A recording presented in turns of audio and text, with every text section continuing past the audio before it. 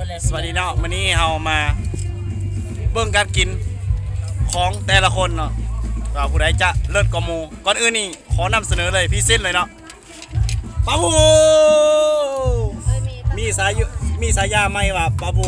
คนแดกจัดเด็กนี่ที่เมื่อไงผู้อื่นเขาบ้างทูไว้ม่วงเนี่ยมันคนเดียวอยู่เห็นป่ะเมื่อมันกินพิษอีทแหลก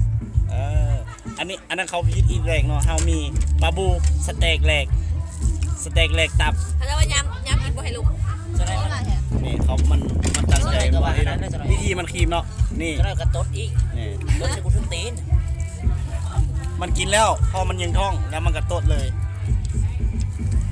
ยอดคน2019นี่เห็นบ่เบิ่งจากการมันครีมแล้วนะนี่เห็นบ่เห็นมันเศร้าจากข้างบ่เห็นบ่มันจะบ่เศร้านอกจากว่าถ้วยนี้มันมืดอีหลีเนาะเบิ่งมันครีบเอาแล้วแบบเห็นบ่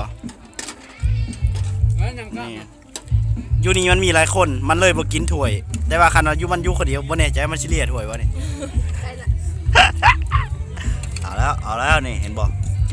มันสิบ่เศร้าจนกว่ามันสิมุดลมหายใจเนาะบูอาจารย์ไม่ให้ในบูมันเศร้าแล้วนี่ขี้เหงื่อหันใส่นี่น้ำซุปเนาะ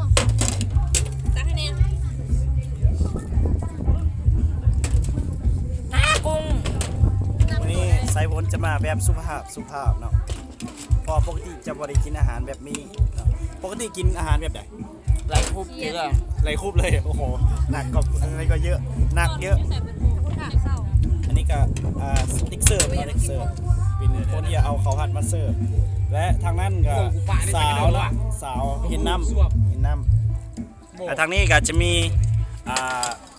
เขาเอ่ยยังวะเด็กเสิร์ฟคือกันแต่เป็นผู้ช่วยเด็กเสิร์ฟอีกทีนึงเป็นลูกน้องของเด็กเสิร์ฟและอีกเสิร์ฟเนาะประมาณนี้กินหลายเสิร์ฟจะเสือขนาดนี้อันนี้คือบริการของนี่อันนี้เขาเอ่ยยังวะเด็กเสิร์ฟก็เป็นบริการของเด็กเสิร์ฟบริยูนอนนี่เนาะแล้วอันนั้นคือมันก็กินตอแหละมันบ่ปะทูคือข่อยเบ้าอะไรอันนี้หลังจากที่ถ้วยตำนี่เนาะหมดแล้วตอนนี้มันกำลังกินข้าวต่อนะนี่คือเบิ่งถึงว่ามันจะฮ้อนหรือมันจะเย็นซ้ำใดป้าผู้ก็บ่เคยใบมัน